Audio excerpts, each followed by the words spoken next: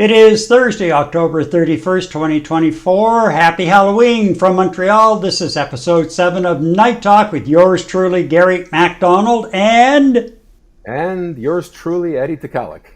Okay, before we get down to business, Eddie, we have a little bit of explaining to do as to what happened last night. We had a significant internet failure, and we spent the afternoon and part of last night, this morning and this afternoon, trying to track down exactly what happened. We think we've come up with a few ideas and solutions, and we worked through it. And we do have a backup in place if something happens and we lose Eddie for whatever the reason. He has a backup to get back in here and get in on the discussion and all of the fun. Do you have anything to add to that, Eddie? No, fun times, Gary. There's nothing like a little excitement in our broadcast, right? Yep. Well, it's live broadcasting, and you never know what's going to happen down the road. So, anyhow, before we get down to the rest of the business, a reminder that we do welcome your comments on YouTube. Log into the chat option to the right of the screen, and on Facebook. Post your comment as usual. We will feature as many comments as possible during the live stream. Well, Eddie, we're just days away from voting day in the U.S. presidential election. Both Republican candidate former President Donald Trump and Democratic candidate Vice President Kamala Harris are traveling the country making their final appeals, in what polls are showing is an extremely tight race, one where every vote's going to count, and that's always a slogan that people do put out there at election time. But you look at the election outcome in BC and how tight that was, and you're looking at this, and man, oh man, every vote's going to count, no question. Absolutely. And I guess there's a significant difference between the close race in the United States and the mud being slinged both ways, and I'm sure it's going to sling both ways after the fact. Compared to the calm demeanor our professionals and our politicians accept defeat or hand over power as a result of an election loss. So a significant difference in terms of the extremes of the election between two countries. All right, so last week during the CNN presidential town hall, Harris was asked if she thinks Trump is a fascist. And I also believe that the people who know him best on this subject should be trusted. Again, look at their careers. These are not people, with the exception, I think, of only Mike Pence. These were not politicians. These are career people who have served in the highest roles in national security, who have served as generals in our military, who are highly respected. Talking about the person who would be commander-in-chief, not to mention what we know and what they've told us about how he talks about the military, servicemen and women, referring to them as suckers and losers, how he demeans people who have taken an oath to sacrifice their life for our country. And I do believe, Anderson, that part of this is why, even just this week, I traveled this state and others with Liz Cheney, former Congress member who was a very high-ranking Republican. She has endorsed me. Her father, the former Vice President of the United States, Dick Cheney, is voting for me. Over 400 previous members of the administration, from Ronald Reagan to both Presidents Bush to Donald Trump even, have endorsed my candidacy. And the reason why, among them, is a legitimate fear based on Donald Trump's words and actions that he will not obey an oath to support and defend the Constitution of the United States. He himself has said he would terminate the Constitution of the United States and wants to earn your vote to stand again behind the seal of the President of the United States? No one standing behind the seal of the President of the United States of America should be in that position saying they want to terminate the Constitution of the United States.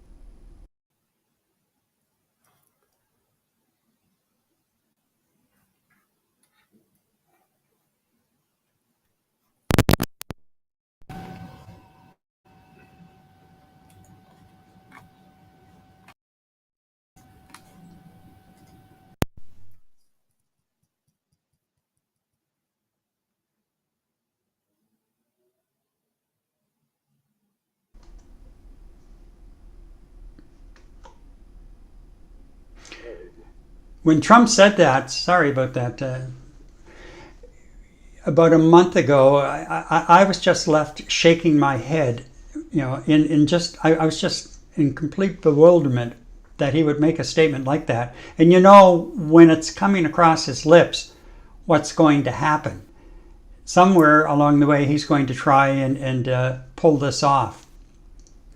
Yeah, and I think that's the scary part. I mean, you listen to comments like that. That's beyond rhetoric. I mean, I think a lot of the things he's saying nowadays, and I'm sure that his campaign managers are shuddering when he does speak, is he's actually speaking straight head to mouth. There is nothing in between where he realized what he is saying is potentially going to turn away voters from his ticket. And when you start speaking about admiring leaders like Trudeau and wanting his generals to be the leaders like admiring leaders like Putin, admiring leaders like Hitler, and then mentioning to his former chief of staff that he wishes his generals were a lot like Hitler's generals. That's beyond rhetoric. This is just the way I believe he sincerely thinks. He sincerely thinks inside, and that's the scary part. What else is in there that he's contemplating and he hasn't expressed yet? And I agree with you, Gary. That's dangerous commentary coming directly from the ticket on the Republican candidacy and ticket for the president. Very, very scary in terms of what he's saying. And you and I have had many discussions, and we've listened to many of his former colleagues and former partisans, if you want to say, that are questioning his mental integrity to actually be thinking in those terms. And in certain forms of dementia, and you hear it very often, your true nature starts coming out, your filters start disappearing, and I really believe we're starting to see not a little bit of that, but quite a bit of that, Gary. So it's very concerning to hear that from somebody with that type of influence in the country that's supposed to be the leader of the free world in all areas. In meantime, Harris closed the gap over the summer, but she seems to have just peaked and leveled off.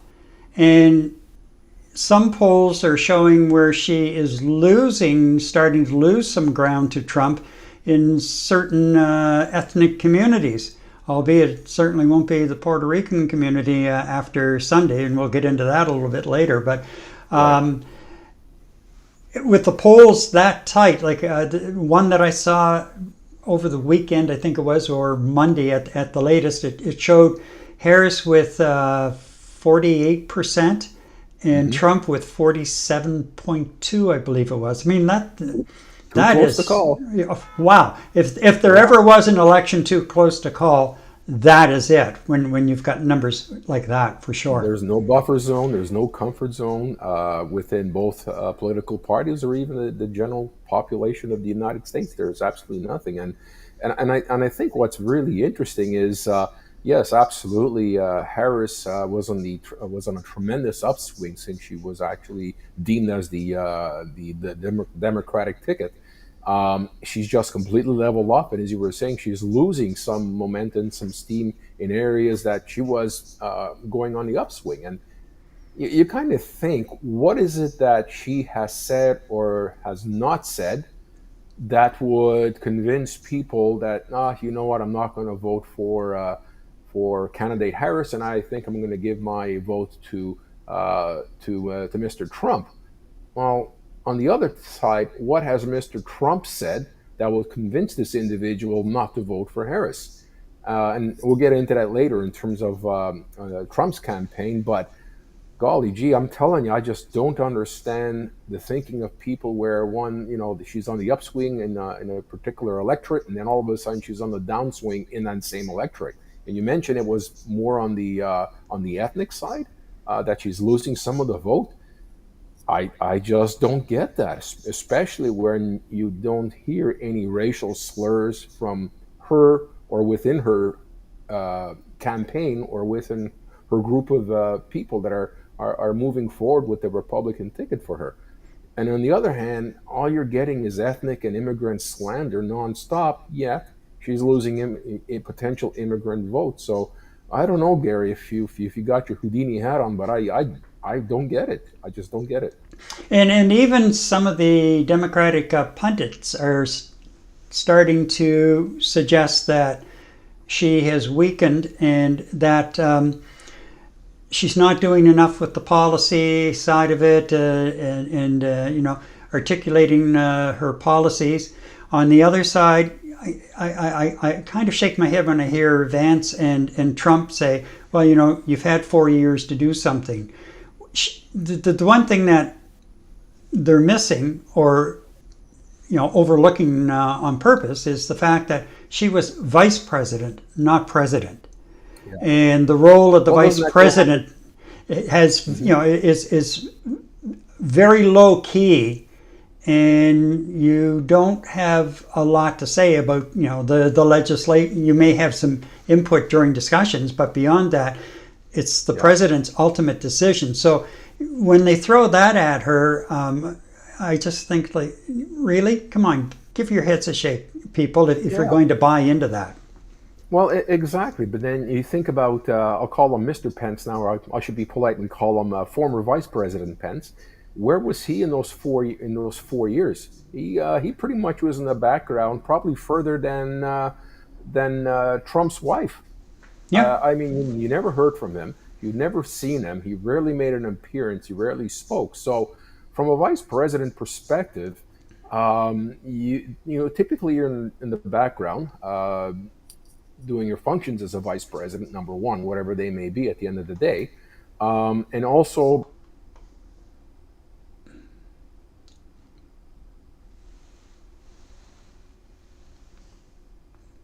We just lost Eddie's audio.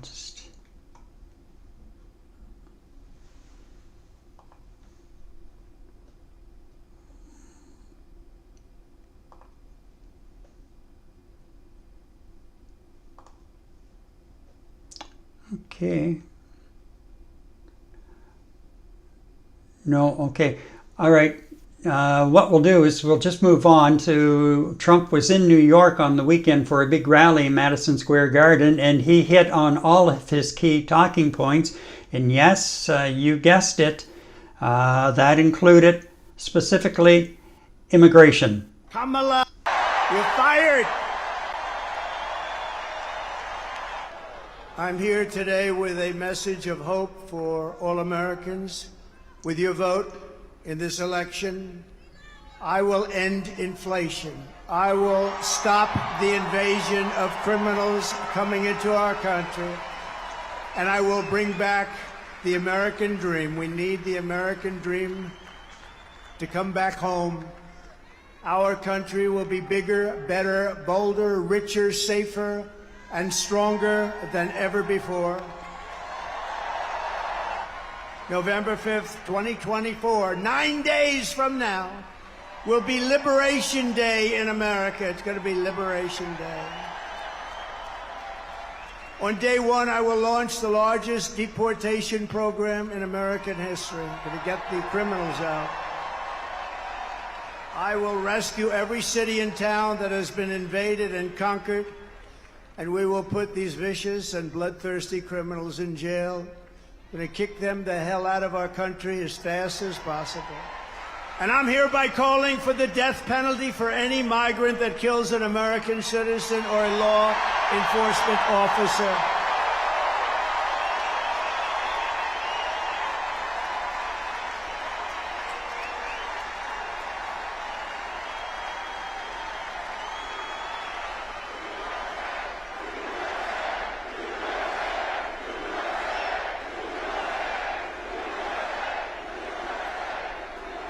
Under Kamala, America is a sanctuary for criminals and for illegal aliens that are in our country illegally. I will immediately ban all sanctuary cities in the United States.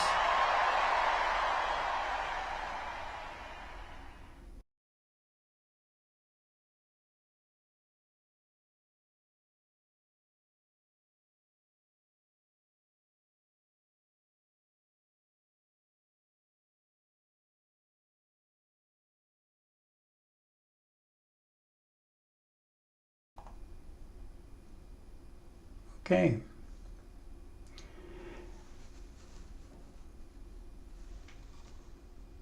There we go.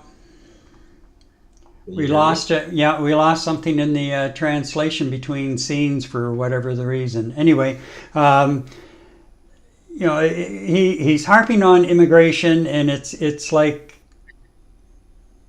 it's the one noose around the neck. It's the root of all issues in the United States of America, and going forward will be until Trump dons his cowboy hat, rides in on his horse, and solves the issue, so to speak, six guns a blazing.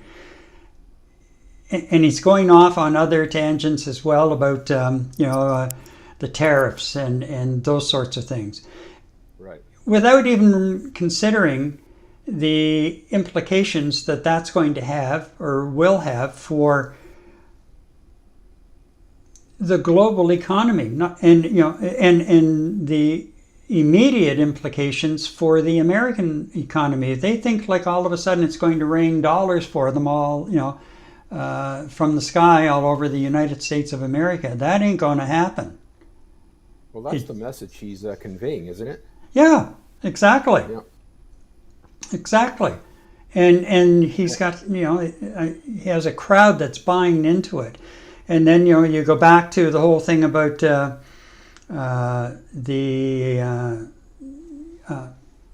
whether he's the fascist, and talking about on day one he's going to be a dictator for one day. Well, Yeah. when first of all, when have you ever known a dictator to be a dictator for one day? Well, as a matter of fact, any authoritarian, whether it's king for a day or whether it's a dictator for a day or strongman for a day, that just doesn't happen. So it's going to be a long. Believe it or not, people, I welcome. Sorry. Yeah, don't worry about it. Yeah, it's going to be a long felt pain of whatever happens if the man is indeed elected. And it's just mind-boggling that we talked about. You mentioned that maybe some potential voters are, or some of her own people, Harris's people, are saying she's not spending too much time or energy on more details on her policies moving forward, whether it's a foreign policy, whether it's the economy of the country or whatnot. Meanwhile, you try to pick up some sort of detail from the Republican Party, or the Trumpican Party, as I like to call it. You don't get any of that at all. So what is swaying people to continue to vote for Mr. Trump? Unless they had their mind set on voting for Donald Trump, and they haven't heard anything from Kamala Harris that would sway them to change their minds. I don't know. It's just mind-boggling that it's this close, and this close for this long. And I guess we're going to find out. Sometimes our polls wrong? Absolutely. We've seen it up here in Canada and in federal and provincial elections, where the polls would say everybody's neck and neck, and then there's a landslide victory. Do I think there's going to be a landslide victory in the United States? I really don't think so. It's going to be close. Typically, the popular vote is normally in favor of the Democratic ticket, the Democratic Party. For sure, Harris is going to get more votes than Donald Trump, but it's the way the electorates are set up, and the electoral votes is what actually counts at the end of the day, right? So it's going to be close right down to the wire, I think, which puts us into the next question. A possible defeat of Donald Trump, what is that going to look like thereafter? And what can we expect thereafter? And what can we expect in January, and on and on and on? So, like you were saying, hopefully he's going to get on his horse and ride into the sunset, and hopefully he gets lost. I don't think he knows how to use a GPS anyway, but Yeah. and let him go in his sunset. He said that he's not going to run for any sort of political position after this particular run. Either that's by personal, choice, or he's just too old. I mean, he's the oldest running candidate for presidency as we speak right now, which was a problem when Joe Biden was running, but it's not a problem now that Donald Trump is Right, running. and So, he made a lot out of that, yes, out of he the did. fact. Yeah, big time. And the So- media made a lot out of it too, Yeah. except not as much today, which is another, I mean, that's a discussion for another day, right? Yeah, for sure. And then Trump, and we're going to get into the rally and the warm up people in a moment, but after the controversy that swirled, especially regarding the so-called comedian, Trump said, well, I really didn't know who was going to be appearing and what they're going to be talking about. Right. You didn't have any idea at all. Yeah, okay. And, I have swampland in Florida for sale and at a good price. So, Yeah, we'll talk about that later. yeah, exactly. And then because Biden yesterday, and Biden has a way of, with his message, his words sometimes, he twists his words himself without him realizing it, if you really watch him and listen to him. And he created a bit of a stumbling block for Harris yesterday when he came back and said about the garbage, tackling the garbage issue. And the way it sounded like he was saying that all Trump supporters are garbage. And of course, the Trump campaign jumped on that right away. And what does Donald do? The Donald hires a garbage truck with his name painted across the side of it, climbs up into it, although he had a bit of a problem getting up, and then sits there and answers questions from the media gathered around, hanging out the window with his vest on, and like, what kind of circus is this anyway? Really, it's an election campaign for one of the most powerful countries in the world, and this is the person who's going to be leading that country and carrying around the codes for the nukes. I just... Well, there's two things I can say there. First of all, in terms of President Biden, okay, you've done a great job, sir.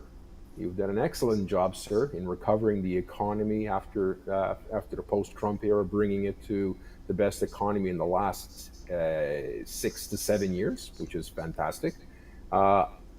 It's enough making comments on what's going on with anything concerning the Harris campaign or the Trump campaign, because obviously anything he does say is going to be taken out of context and delivered in a way that's going to make him A, look like a fool, B, looks like Harris is a compliant participant and supporter of what he has to say.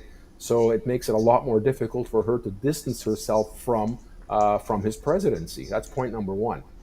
Point number two, Donald, what are you doing? This is not a reality TV show. The leaders of the world are looking at you and saying, oh my God.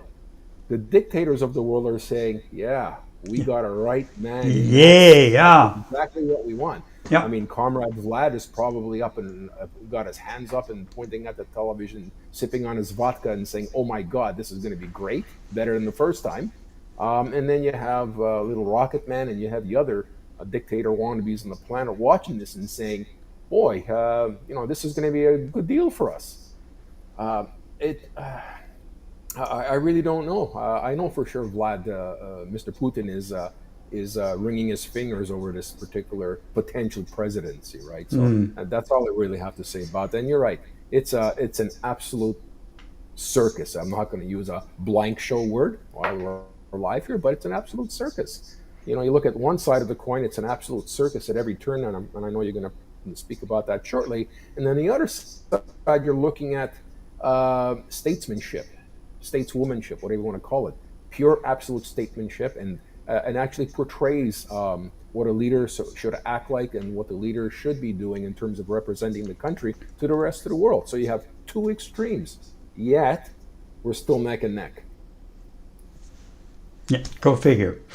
Okay, well, talking about the rally and what took place, It included a lengthy list of speakers to warm up the crowd, ranging from a so-called influencer comedian to Rudy Giuliani, a Trump childhood friend, where do you see him, Hulk Hogan, Dr. Phil, and Tucker Carlson, of course, to name a few.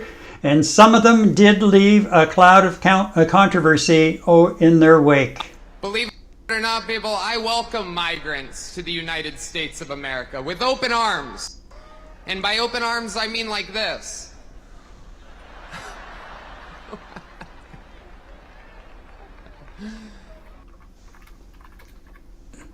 And that was the start of it. And I like, this guy is just unbelievable. And let's just pick up on where we left off with him. Believe it or not, people, I welcome migrants to the United States of America with open arms. And by open arms, I mean like this.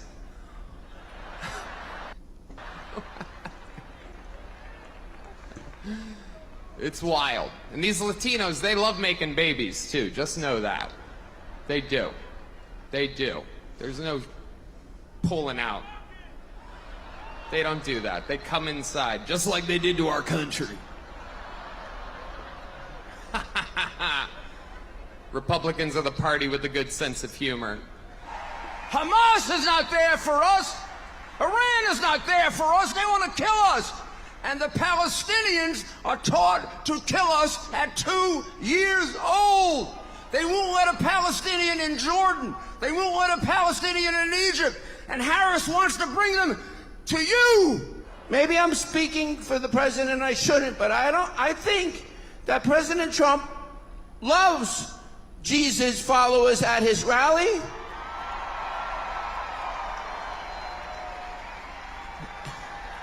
And I think that President Trump, in what he has experienced, knows that Jesus Christ is king. Or whether it was facing the witch hunts by New York's own Tish James, Alvin Bragg, and corrupt judges. You know, after we fire Joe Biden and Kamala Harris, we're gonna fire Kathy Hochul, Alvin Bragg, Tish James. You're fired! A vote for Kamala Harris is a vote for Dick Cheney, and it's a vote for war, more war, likely World War III and nuclear war. The first reason that people like Donald Trump is because he likes them. That's why. And it's real. Affection is something you can't fake. I don't care how many times Kamala Harris would tell me she loves me, I don't believe her. I saw her kiss her husband with a mask on. A mask on. That's her version of love. It's fake, it's not real. I am a real American. Fight for the rights of every man. I am a real American. Fight for what's right. Fight for your life.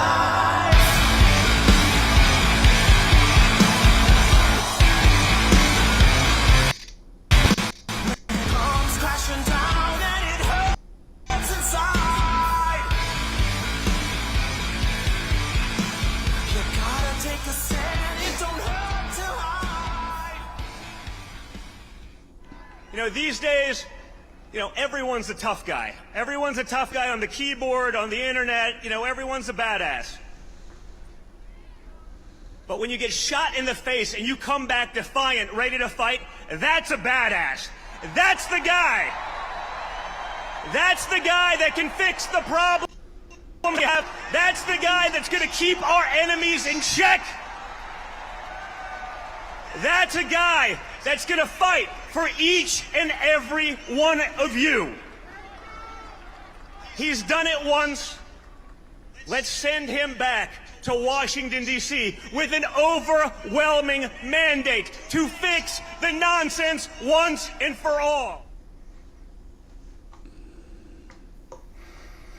Well, Wow. yeah, exactly. As I said yesterday, Gary, my day was great. My stomach was, in pretty good shape. And again, like yesterday, you're churning my stomach again with those videos. Unreal. And I know, and Gary, you know what, just for our listeners and viewers, just want to let you know that Gary pores over a lot of video. And I know he takes every opportunity to find the good in both sides of conversations. And I know that Gary tried to find good that he'd be able to present to you tonight based on that exercise at Madison Square Garden. And I know he was hard pressed to find anything that was not derogatory, that was not non-objective, and anything that was not laced with tirades of racism and everything that goes along with that. So watching this, Gary, it really makes my stomach turn, because that's pretty much the entire 5 hours they were at it, and then Mr. Trump showed up at the end. It was just nonstop of this garbage that was going on in Madison Square Garden. And he gets up and he's talking about all of the MAGA hats lining the streets outside of MSG. And then by the time he does hit the stage, on the wide shots, there were a lot of empty seats because people just get tired. Yeah. It was just way, way, way too much. And I love his childhood friend. That was the guy holding the cross up. Right. And at the very end of his speech, are you ready for this? He says, I don't know if I'm supposed to do this or not, but he said, I just want to let you know I'm running for mayor of New York City. What? Right. Well, oh, I'm surprised that cross didn't catch fire in his hands. No kidding. Jeez. Oh my goodness. So it was. I have a couple of words to describe it, but I will refrain myself. But I couldn't help laughing sitting here. Like, I laughed while I was doing the editing, and then sitting here watching this again, I couldn't help but laugh. And now I'm laughing at myself because, we're rolling along in the show, and if only you had an operator who could learn how to push the buttons properly. And now I find that somehow I've managed to tangle my microphone cord under the chair, so whenever I move, I start pulling my, it's just... You're like a leashed dog in a house. Exactly. Folks, this is live. This is what happens sometimes. And it used to happen to us in radio as well. And Jack Carr, thank you for the comment. Jack is one of the three Carr brothers, and all three of them have served as MLAs, and Jeff served as cabinet minister. Oh, Jody served as cabinet minister as well during their terms in New Brunswick. This past election was the first time, I forget how many years, that there was not one of the Carrs, or at least two of the Carrs, involved in the election campaign. And they now have they started a show, I think it was during COVID, in very simple beginnings and when they started.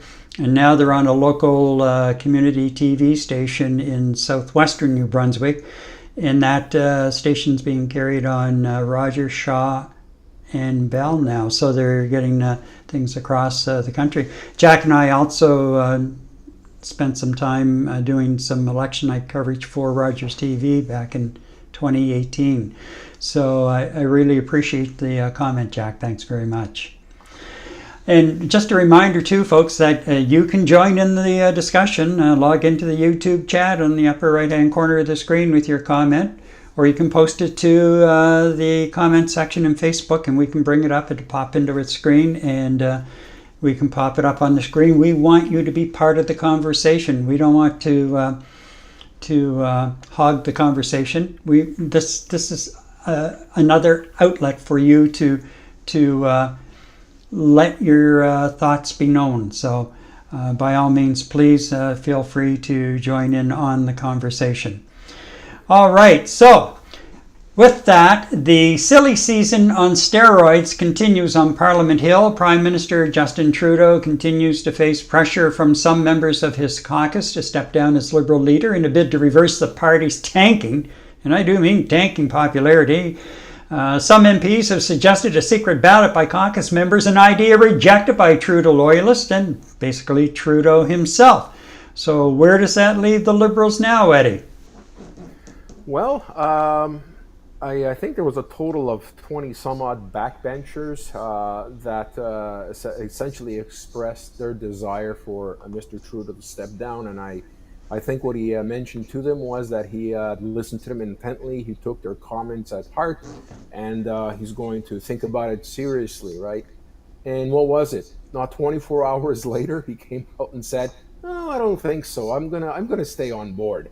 So you know what? Quite honestly, I think Mr. Trudeau, unless he has an epiphany of sorts, is going to stay on board as the leader of the Liberal Party of Canada, going into an election which is slated next October, next November. October. I don't think it's October. He's not going to give up his chair that easily, and it's quite obvious. Now, obviously, the Liberal Party are going to have to take a look at this and understand what the implications are if he does stay on board, and develop a new strategy to promote how they're going to do things differently this third term around, if I'm not mistaken. One majority and two minority governments. I don't know how they can turn Mr. Trudeau's popularity around, let alone the confidence of the constituents of Canada to get them to feel comfortable and confident that Mr. Trudeau is the man. What are they going to have to do? Basically say, well, Canada, what other choice do you have? And quite honestly, it's scary to look at what the other choices are in the other parties and what the other parties are presenting themselves. So what are we looking at here? Maybe another minority government? Or if the polls are right, we're going to have Mr. Poilievre holding a majority in the House. I don't know. I really don't think he's gonna step down after this opportunity was presented to him. Or is his thinking, I am going to step down, but I'm going to do it on my own terms, not based on a bunch of backbenchers asking me to step down. Maybe that could be it. We might see him turn around in a month or two and say, no, I'm done. Thank you very much. I'm going to focus on my life now, and I'm still going to work as a civil servant in some capacity, or maybe he's going to go back to being a teacher. I don't know. But I really think he has to think about the well-being of the country first and foremost. Second, he has to think about the well-being of the Liberal Party of Canada.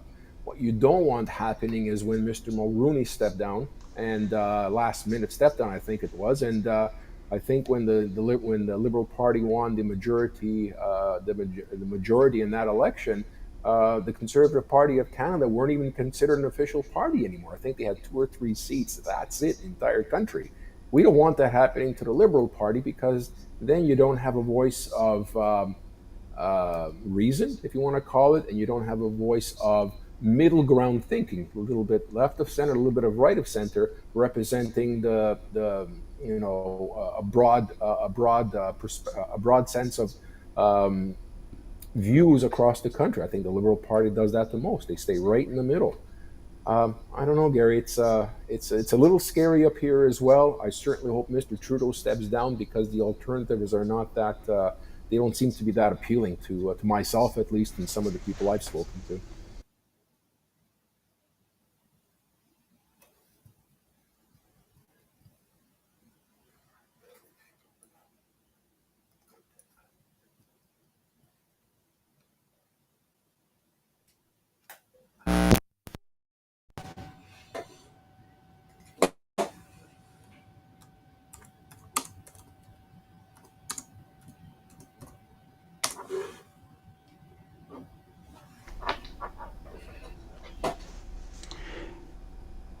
Okay. The scary part about it is that he's at a point now where it's damned if you do, damned if you don't, and it's more damned if you do, because we're 1 year, actually a few days less than 1 year away from the date, the fixed election date. And is that enough time by the time he resigns, even if he resigned tomorrow? all of a sudden you've got a leadership campaign that's probably going to take place sometime in late winter, very early spring. Choose the leader, and then you only have a few months for that leader to put a mark on the party and start pulling new ideas together as for going into an election campaign a couple of months later in October. And he's also risking the fact that he's the least popular leader. His popularity is pretty much rock bottom. And if something happens and all of a sudden we have a non-confidence vote that's successful and his government is toppled, then they are stuck with him, leading them into a snap election.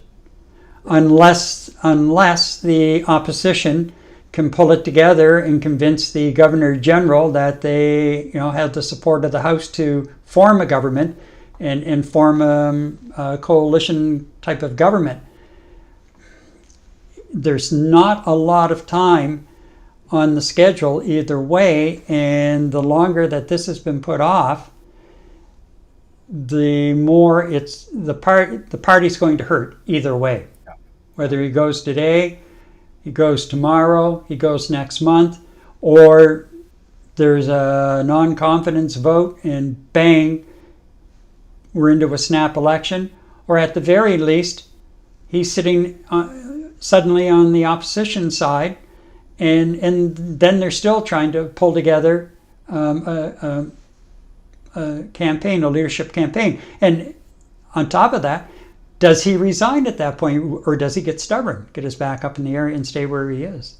That's the other side of it, and that's what we don't know at this stage. But I'll tell you one thing, the opposition has everything you and I just spoke about. I'm sure the opposition has sat down and exactly what the opportunities are for them here. They're in the driver's seat. I don't care if it's a Bloc Québécois. I don't care if it's the NDP. I don't care if it's the Progressive Conservatives. They know they're in the driver's seat. No matter what the outcome is of Mr. Trudeau's decision, the Liberal Party will have an uphill battle no matter what. You talked about a non-confidence vote, and papers get thrown in the air, and we're off to an election. Well, right off the bat, there, I mean, the polls are not close. The polls are not marginal. They're landslide polls right now for the PC. So Poilievre knows that, okay, which is probably why he wants to drive towards an election or a vote of non-confidence as soon as possible. So the opposition, here we have the Liberal Party of Canada in a boat that's got many holes in it with one captain who doesn't really know how to plug the holes. And then you have the opposition, which are the sharks going around just waiting for the boat to sink. It's going to sink one way or the other. It's going to be a question of which is the stronger shark out of the three, right? Mm-hmm. Yeah, for sure. It's as simple as that. For sure. There, we got it up, Jack. Thanks again, Jack, for the comment. Really appreciate it. And folks, that's how easy it is. Just type in your comment, it comes up, and we really do want to get it up and have you join in on the conversation with us.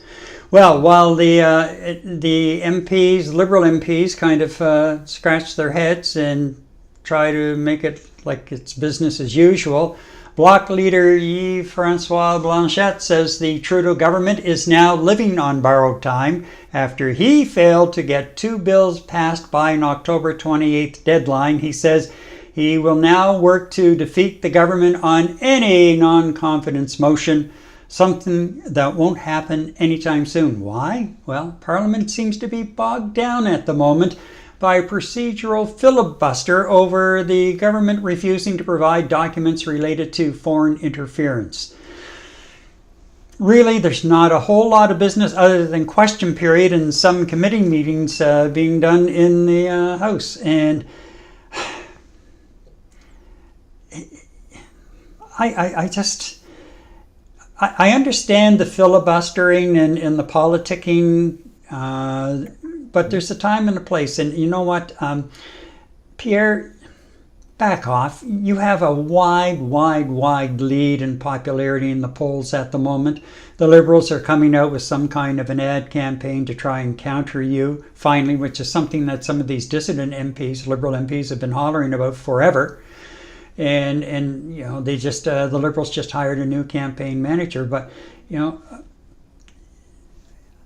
there's too much, and I find Pierre Poilievre really too much wrapped up in this sort of thing. It's almost like he's lost his sights on the prize, and that is PM, Prime Minister, and he's lost sight of what he has been elected to do, and that is the business of the government of Canada, the business of the government of the people of Canada. Stop with the games. You know, we got the point that you were making about the documents and the fact that the Liberals have not been forthcoming in providing all of the documentation as requested. But, you know, don't die on this hill. Get back to business. And let's get Parliament moving again. And for God's sakes, to all of the MPs and the House leaders and the leaders themselves, tighten up question periods. Stop with playing to the cameras and trying to get the best clip for the supper time news.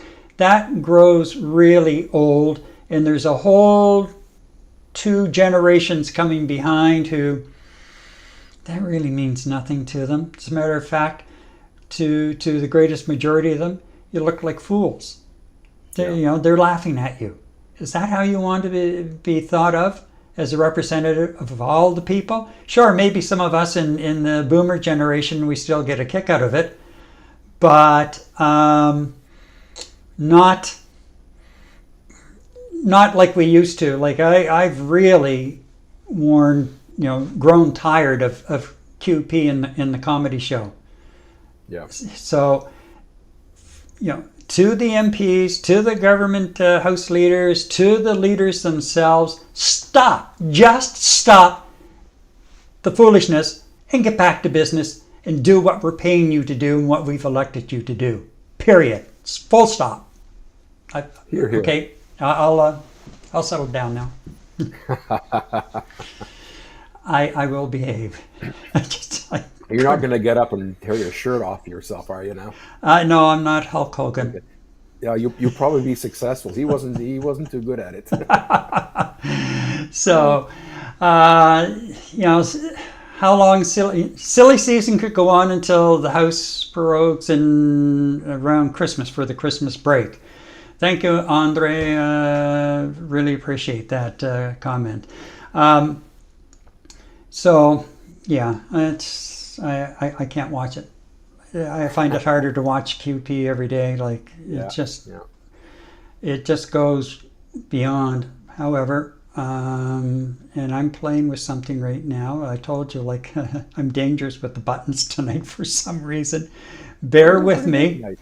No, not really. If you could see what's happening behind the scenes. Okay. Let's move on. And I was trying to fix that graphic for you, and I was not successful, but we'll do it this way. There we go. How's that? Yeah. All right. Some Montreal schools have been rocked by what is being termed religious toxicity, sparking more discussion around the Quebec government's controversial Bill 21. And I must admit, I'm a relative newcomer to the province of Quebec, about it'll be 4 years in May, wow.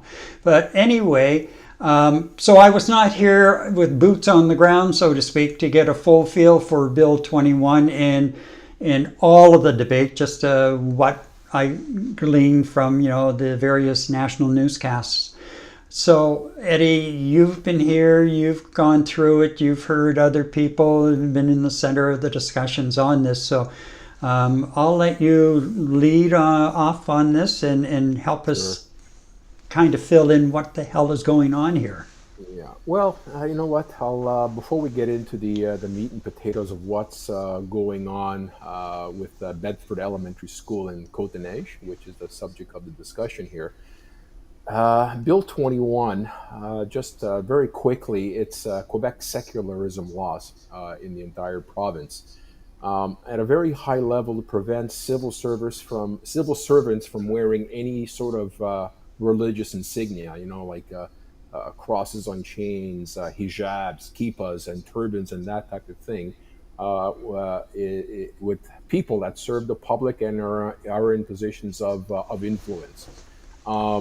And I think what's driven this particular incident at Bedford School, I personally believe it's a clear case that present Bill 21 laws, along with the Education Ministry, has yet failed again in terms of doing what our education ministry is supposed to do for the children, is to educate them in an efficient, professional, and a non-religious influence manner. Okay, and what started with Bedford, what happened with Bedford now, this is something that's been brewing not for the last week, not for the last month, not for the last year. This has been going on for a few years now. So the government, in trying to hide behind Bill 21 and its laws, and not actually understanding how it came to be that years ago, that there were complaints logged by parents, and no one really did anything about it in terms of trying to identify and understand any wrongdoings in this particular school by a group of, maybe a smaller group of teachers. But now it's essentially 11 teachers that have been suspended, and I think some of them, their credentials were removed. So the accountability within the Ministry of Education and the accountability in the French School Board, and let me correct that, the French School Board no longer has the authority over of schools in the city of Montreal. It's now handled by something called CSSDM. It's handled by the Centre de Services Scolaires de Montréal. Okay, now you have to understand where the level of accountability disappears here.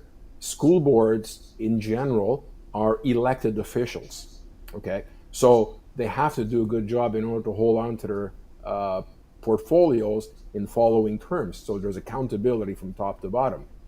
With the Centre de Services Scolaires de Montréal, these are not elected officials. These are people that are hired by the government. Now, as we all know, how much accountability do you find in government officials, or in some particular case, government employees, 9-to-5 employees, so on and so forth, so they don't take issues very seriously to heart. So all of this started something like 6 or 7 years ago, and today, Bedford Elementary School in Côte-des-Neiges, they essentially are 11 teachers short. As I mentioned, the red flags were ignored right across the board some time ago, so it got to the point right now where there were reports of teachers calling special needs students lazy. I mean, you have people that are on the spectrum, border of the spectrum, and they were basically called lazy. Students being demeaned in front of their classmates. Girls being told that they can't play soccer because that's a boys' sport. Teachers avoiding instructing their students or teaching mandated curriculums that are set by the provincial government. I think science was one of them, sex education was another one, and a couple of other subjects where they didn't actually pay too much attention to. So, and these were red flags that were raised by parents, and there wasn't very much movement on it. And you kind of look at this, and I summarize it as a lack of complete accountability and then oversight from 6 years back, 7 years back to where we are today. Just listen to what our political leaders in Quebec had to say. Mr. Legault, basically, it was basically fluff. He was saying they were trying to introduce Islamic religious concepts. Well, not necessarily. Maybe this is how they were brought up, and this is how they were taught to teach in wherever they came from, whatever countries they came from. So, a culture does follow, okay? You look at Mr. Plamondon, Parti Québécois Plamondon. What he's basically saying is, oh boy, Bill 21 secularism laws should be strengthened. Well, what's that going to accomplish in terms of oversight and management of what teachers are doing in schools?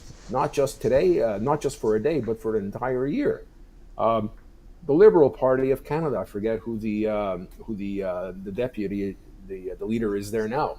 They're basically speaking about holding back $160 million of public subsidies from private religious schools, Catholic, Muslim, Jewish, Armenian, and whatever else we have in the city. Well, what's that going to do, right? And then you're looking at, and then the only thing that I found of value that came out of any political head, Marwa Cedric, she's the liberal education critic here in Quebec. She called for the resignation of the CSSDM director, Isabelle Jalina.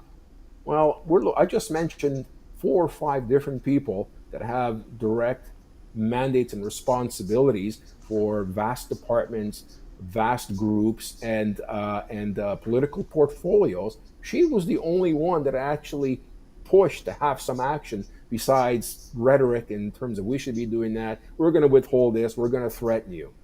We're not going to get anywhere.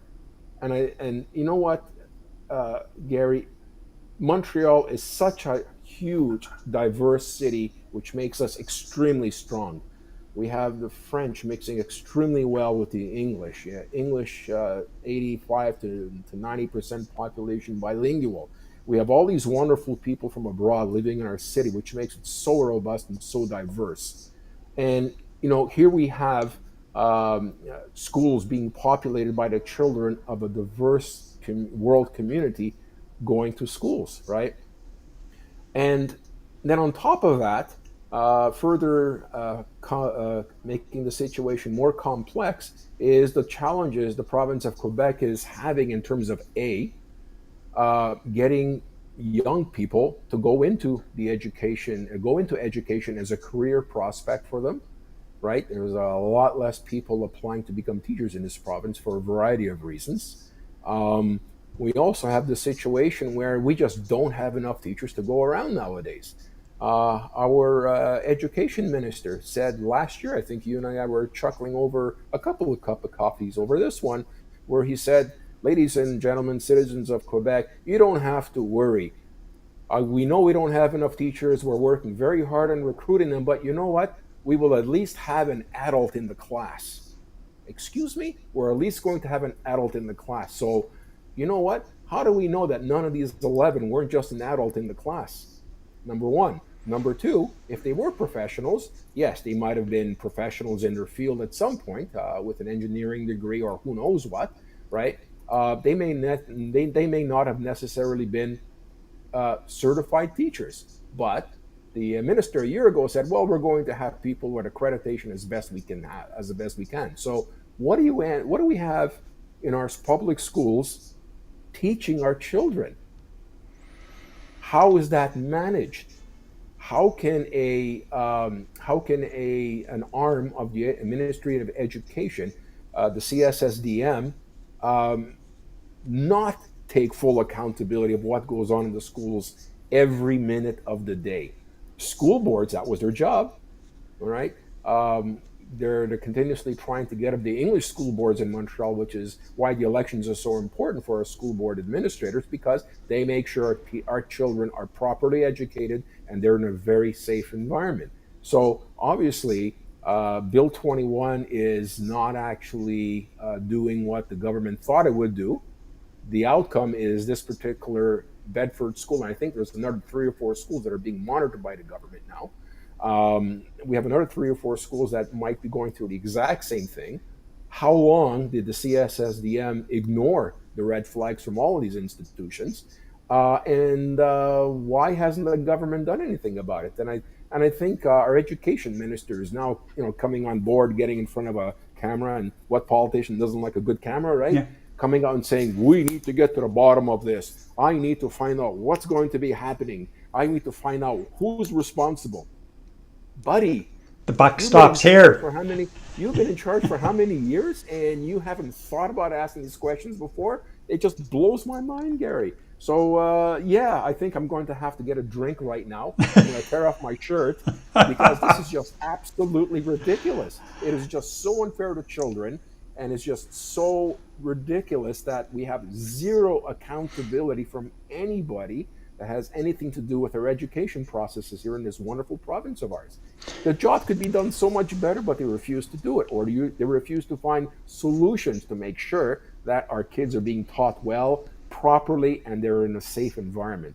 I won't say any more because I'm going to blow up. Well, let me get back on a horse that I like to ride a lot, and that is it's time for this country to come to the realization that the provinces have not done such a great job in handling issues like education and health care. And it's time that we had a national standard, because whether some of the older high-level bureaucrats federally and provincially can handle it or not, the fact of the matter is we are a very mobility inclined group of people in this country, and it's the same around the world, and it's becoming more so with the millennials and the Gen Zers and whatever gen's coming behind them.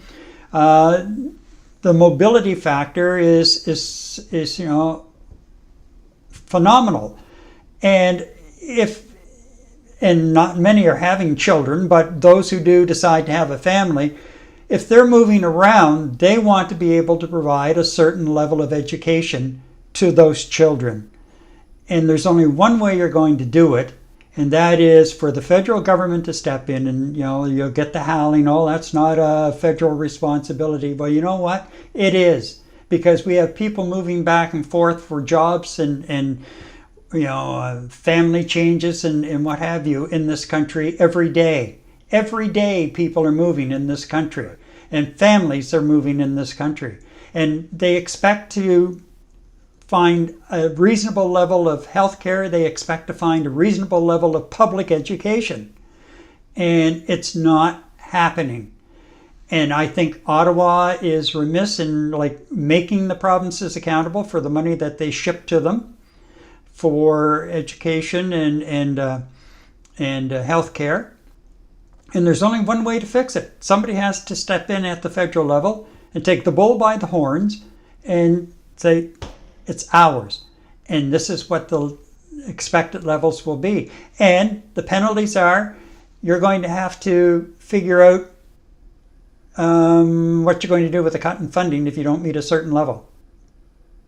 Yeah. And you're going to have to fund that difference on your own as a province. That's the only way you're going to get their attention and get things turned around. And the public school system in this country, there are some very, very dedicated teachers. And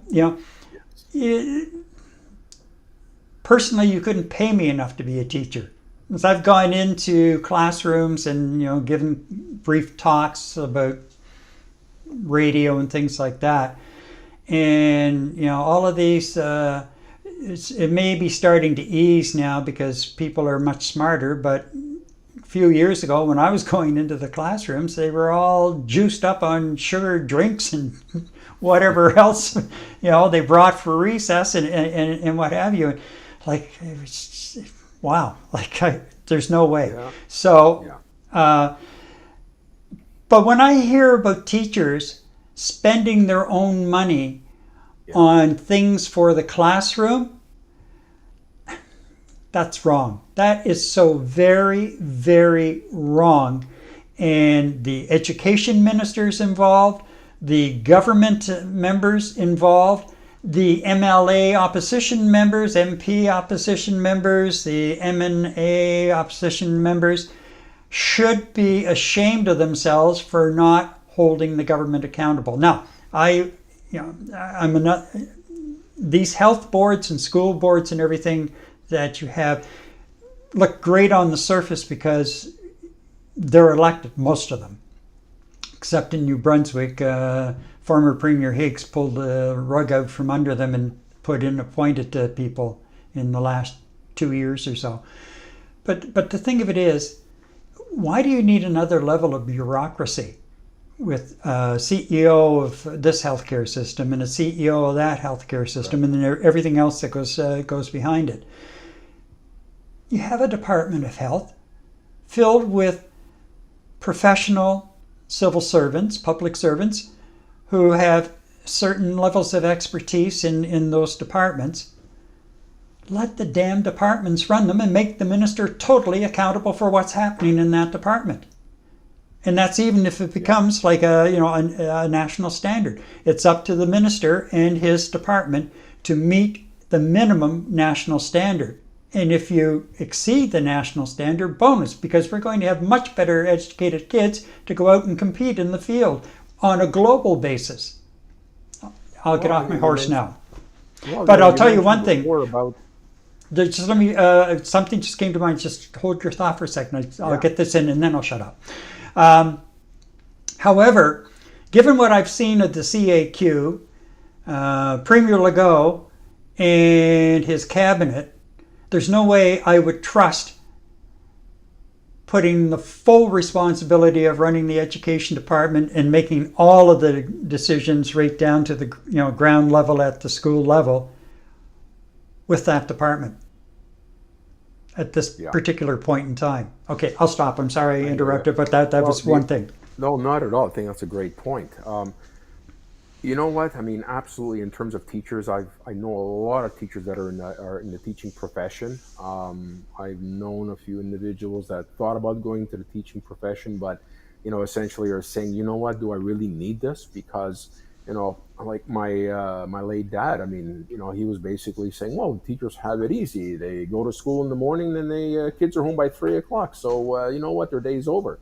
He just doesn't realize the day is never over for a teacher in terms of grading papers, in terms of phone calls with parents, and so on and so forth, let alone having a bunch of grade school kids in your class, not 20, but 30. And on top of that, you actually have to have some patience and extra skill sets to deal with the kids that are on the spectrum that have special needs. So it's a tough job. I get exactly what you're saying, Gary.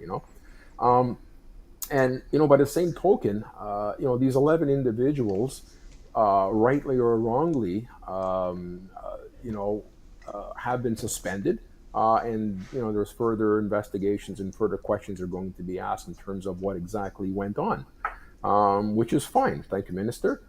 But unfortunately, I really hope that the public of Quebec don't begin to stereotype that these are the types of teachers that we have rampant through our entire school system. You said it. Teachers should be, we should be bowing down to teachers in terms of what they're doing and what they're going to accomplish with generations to come. My hat's off to them. Not paid enough, treated like crap, no help.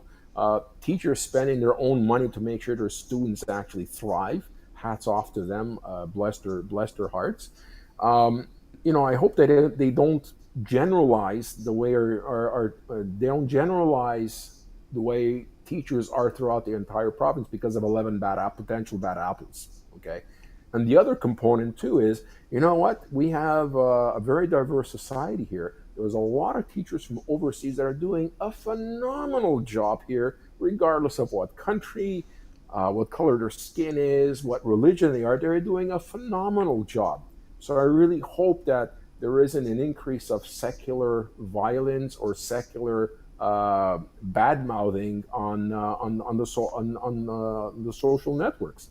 That's the downside of all this. So this incident here will do two things. It'll, number one, potentially leave a bad taste in Quebec citizens' mouths in terms of, what have we got teaching in our school system? And two, it can just increase the secular violence and the secular bigotry in this province, which is a very sad thing.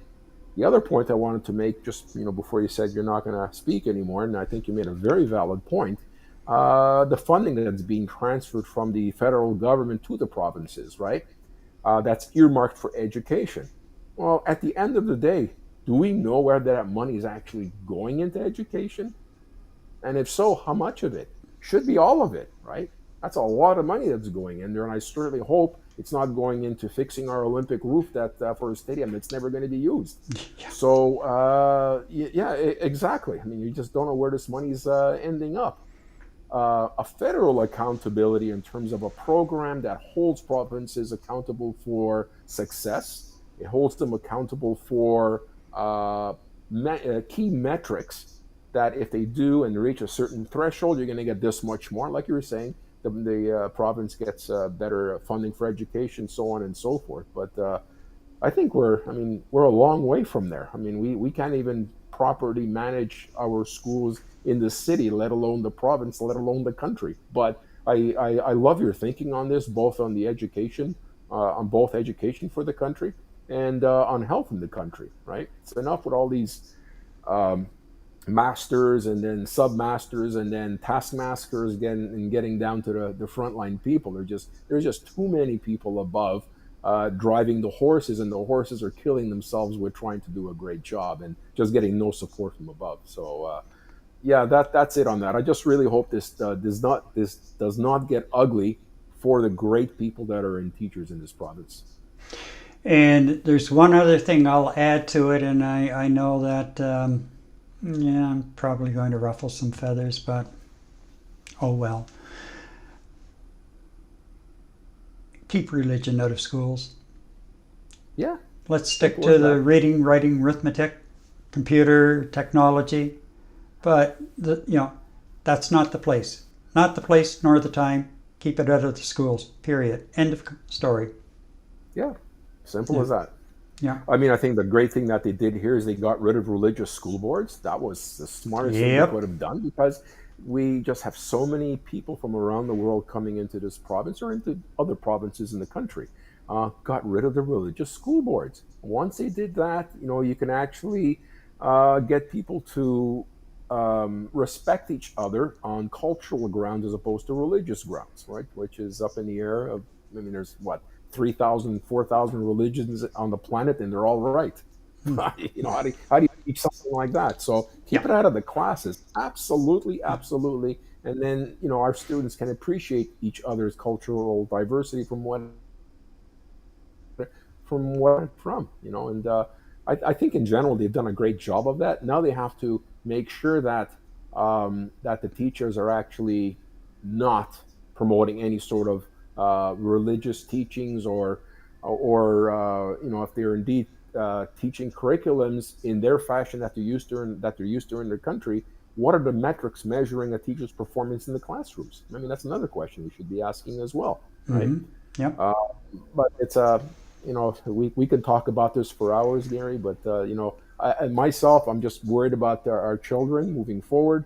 My grandkids, who are going to be going, one of them is going to be going to school next year. What is she going to be facing? And she lives in a very diverse area of the city, which is great for her. What is she going to be faced with? We just want good education for our kids. We want them to be in a very, very safe environment. And listen, these people in power in the province are being paid by our tax money. Do the damn job, and do it well, which they're not doing today. Yeah. Exactly. Teachers are, the bosses are not. Yeah, absolutely. Well, I think it's time that we move on because time is marching on overall. Time for an update on some of the provincial election campaigns. Voters in Saskatchewan have returned Premier Scott Moe and his Saskatchewan party for the fifth consecutive majority. Mm-hmm. And